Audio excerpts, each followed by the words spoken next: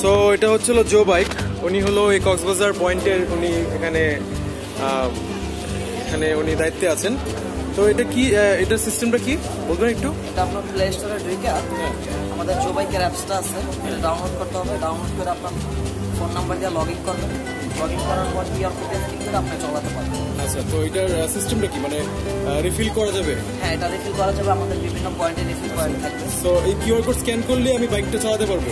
হ্যাঁ, মানে ধরুন যতক্ষণ তার মানে এর মধ্যে 1.5 টাকা মনে হয় পার মিনিট। হ্যাঁ, পার মিনিট 1.5 টাকা। এটা এক সপ্তাহ পর কাটবে। এখন মানে কি ফ্রি সার্ভিস চলছে? Free service. Alright, so it's a very cool service, really enjoying it. আমি কালকে এটা অবশ্যই ব্যবহার করব।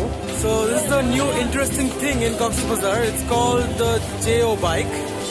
It's pretty good. It's stationless bike service. So this is there.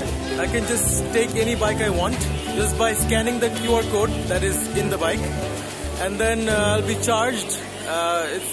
There's an app for it, so it's pretty good. I can take it and I can ride the entire Cox's Bazar city with the bikes. Pretty